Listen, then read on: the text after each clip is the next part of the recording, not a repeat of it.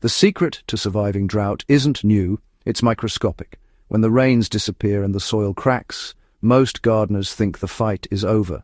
But some farmers, even in the harshest seasons, have managed to keep their crops green and their soil breathing. Their secret wasn't expensive irrigation systems or chemical additives. It was a hidden ferment that's been used quietly for decades. Indigenous microorganisms, or simply IMO. This isn't hype.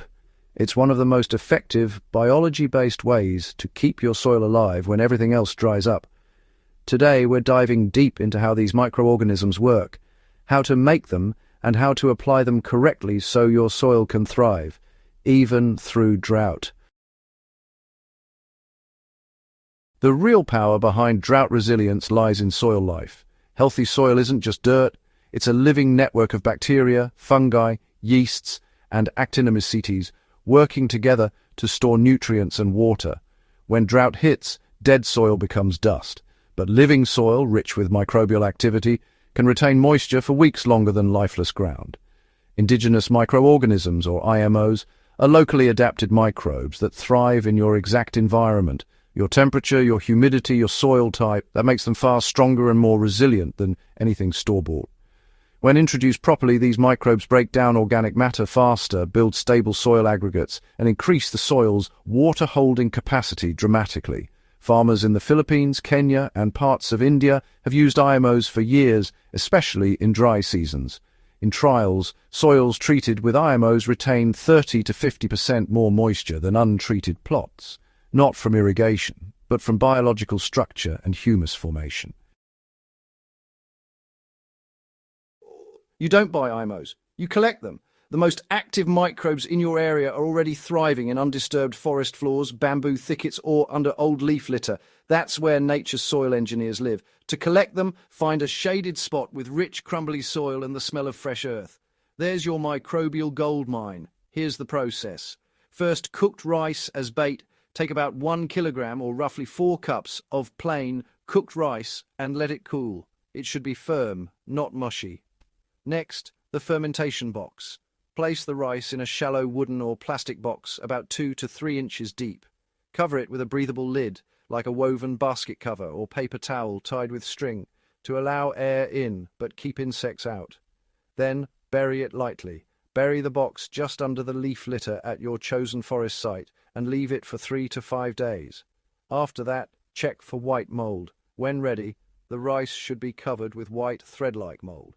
That's beneficial fungi and bacteria. If it's green, black, or smells rotten, it's contaminated and should be discarded. That white, sweet-smelling mold is your IMO1, the first generation of your indigenous microbes. Raw IMOs are fragile. To stabilize and multiply them, mix the collected rice, or IMO1, with equal weight of brown sugar. This is IMO2, a preserved microbial starter that can last months if kept sealed in a cool, dark place. To bring them to life for soil use, mix your IMO2 with rice bran or wheat bran at a ratio of 1:1 by weight and moisten it with clean water until it feels like a squeezed sponge, damp but not dripping. Cover it loosely and let it ferment for about 5 to 7 days, turning daily. The temperature should stay warm but not hot, ideally below 40 degrees Celsius or 104 degrees Fahrenheit. When it smells earthy and slightly sweet, you've created IMO3, your active culture. For field application, mix your IMO3 into topsoil at a rate of 10 to 20 kilograms per 100 square meters of garden area. For container or raised bed systems, mix 1 cup per 10 liters of soil before planting. Once in the soil, these microbes form symbiotic relationships with plant roots, creating biofilms and fungal hyphae that hold water like a sponge. They produce natural polysaccharides, sticky compounds that glue soil particles together into stable aggregates. That structure allows roots to penetrate deeper and access moisture trapped below the surface. More importantly, IMOs restore the soil food web.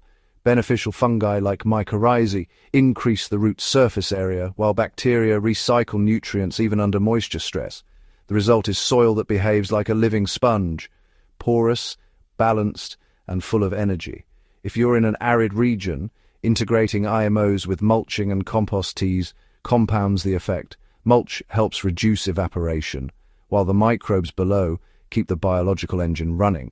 If your beds are already planted, you can apply IMOs as a liquid ferment. To make a simple IMO solution, mix 1 part IMO2, 1 part molasses, and 100 parts non-chlorinated water.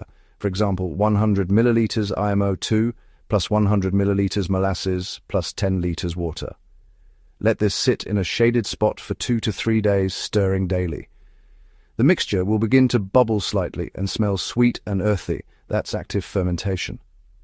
Apply this liquid directly to the soil at a rate of 1 liter per square meter, or use it as a root drench every 2 weeks during dry periods.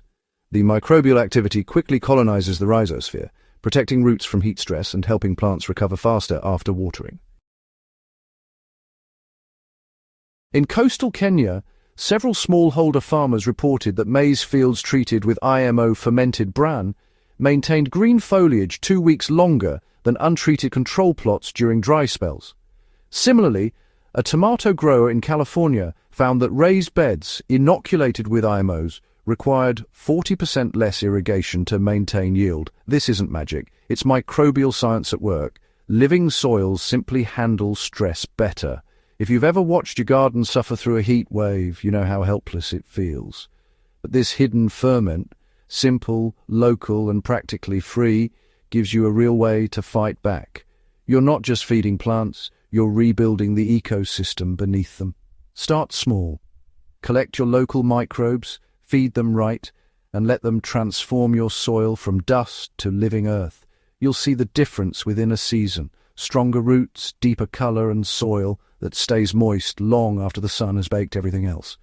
If this guide helped you understand how indigenous microorganisms can protect your garden, make sure to subscribe to Hydra Haven for more science-backed, field-tested soil methods. Share this with a fellow grower, because keeping our soils alive is how we keep farming alive.